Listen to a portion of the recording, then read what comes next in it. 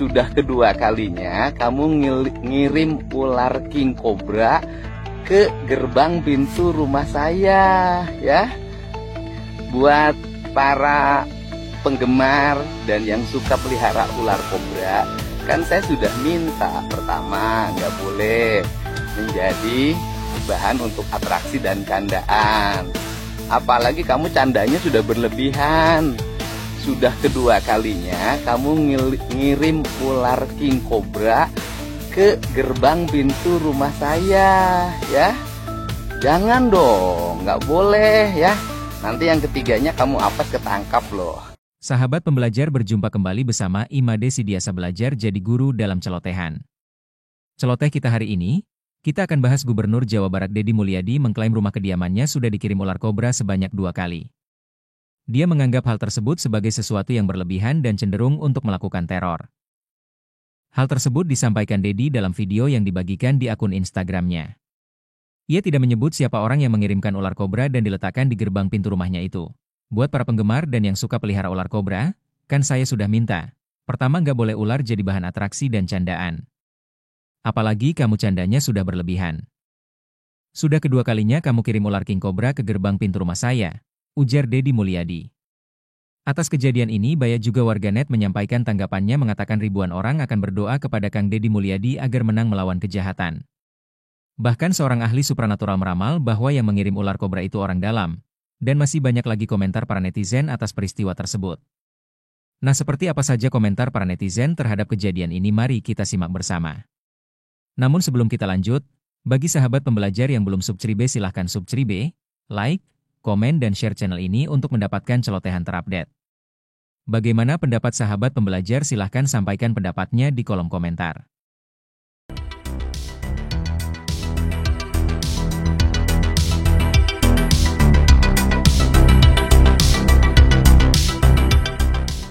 Suka kamar KDM, kamar beliau, itu tak usaha, bro, kan naonan, mending ya asup ka imah pagi berdua lang mending, jadi konten,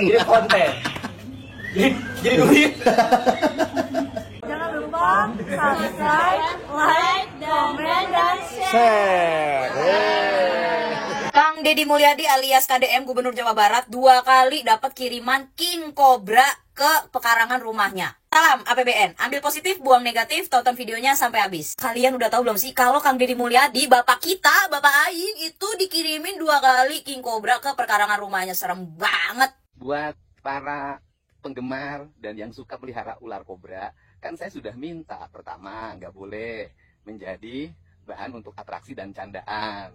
Apalagi kamu candanya sudah berlebihan. Sudah kedua kalinya kamu ngirim ular king cobra ke gerbang pintu rumah saya, ya. Jangan dong, nggak boleh ya. Nanti yang ketiganya kamu apes ketangkap loh.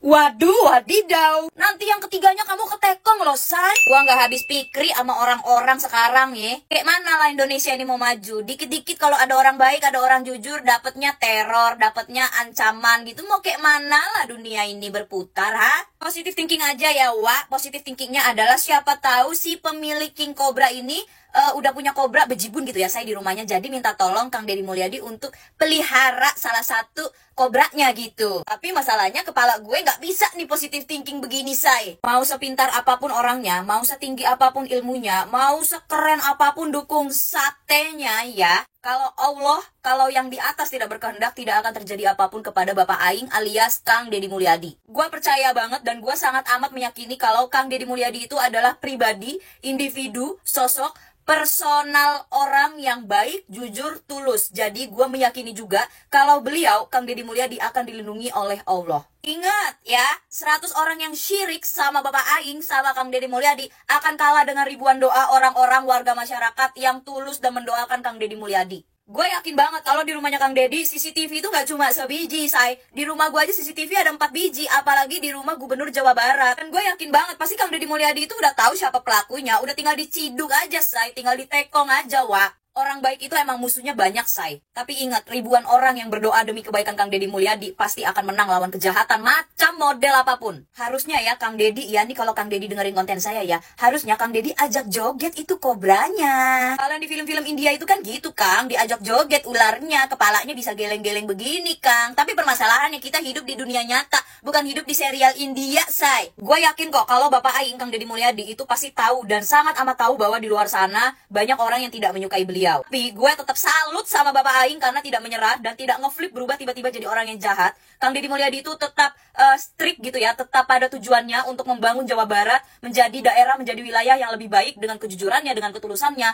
dengan cara beliau sendiri, dengan metode-metode, dengan program-program dia yang sangat amat brilian menurut gue. Kenapa ya pejabat Indonesia yang jujur itu banyak banget lika-liku kehidupannya gitu, banyak banget lika-liku mistisnya, banyak banget lika-liku politiknya, kayak apa ya, kayak aduh nggak ngerti deh gue. Pantes aja nih kalau Indonesia nggak maju-maju. Masalahnya Kang Deddy Mulyadi itu hanya gubernur Jawa Barat, hanya pemerintahan provinsi daerah gitu loh. Tapi yang ngebenci ya, yang ngebenci itu hampir beberapa pemerintah, hampir beberapa pejabat di daerah Indonesia gitu. Kayak lu bahkan mungkin bukan orang Jawa Barat, tapi lu sebegitu nggak sukanya sama seorang Deddy Mulyadi gitu loh. Kenapa? Ini udah 2025, wah udah mau pertengahan 2025, bentar lagi 2026. Lu masih pakai zaman kuno, hah? Masih pakai dukun-dukunan loh. Itu duit daripada dipakai buat sesajen gitu ya, atau dipakai buat seserahan bayar dukun gitu ya. Mendingan lo pakai untuk mencerdaskan anak bangsa, lo pakai buat bantu orang-orang susah, lo bantu untuk hal-hal yang lebih positif dan lebih baik lah.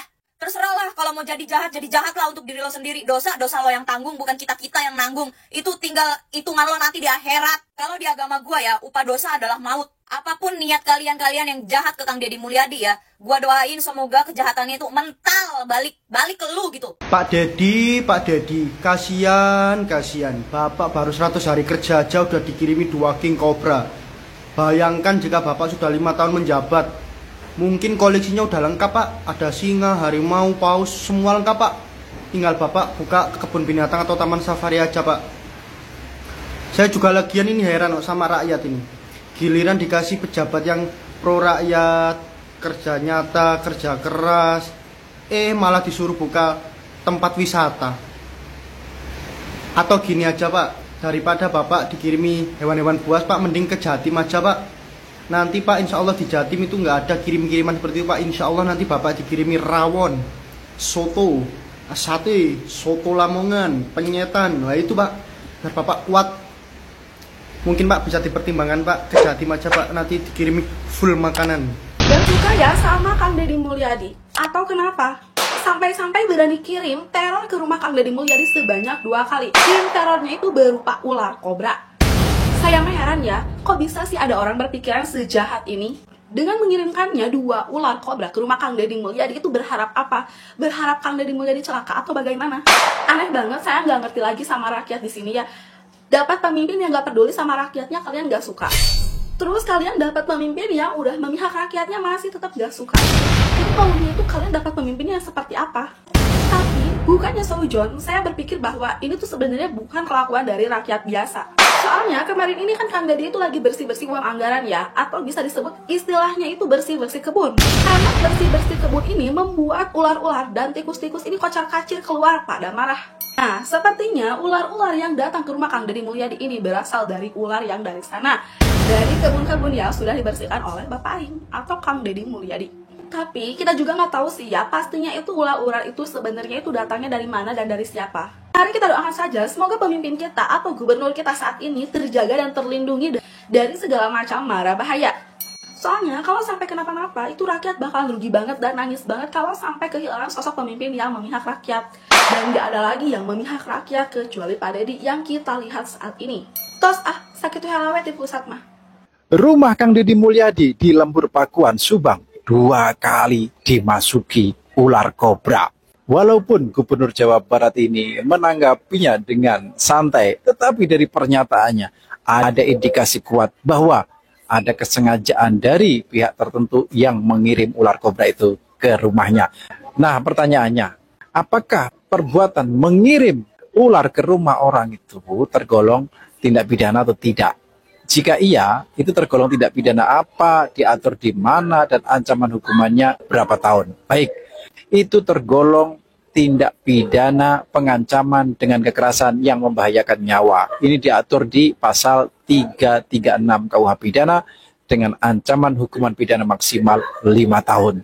Kalau sampai ular itu menggigit orang yang ada di rumah itu, walaupun yang digigit tidak meninggal dunia, maka pelakunya dapat dikenai delik pidana percobaan pembunuhan berencana. Ini diatur di pasal 340 junto pasal 53 ayat 1 KUH Pidana. Ancaman hukumannya juga tidak main-main, bisa mencapai 20 tahun penjara. Nah, kira-kira siapa sih yang mengirim ular itu? Dan apakah akan diproses secara hukum atau tidak? Silahkan tulis di kolom komentar.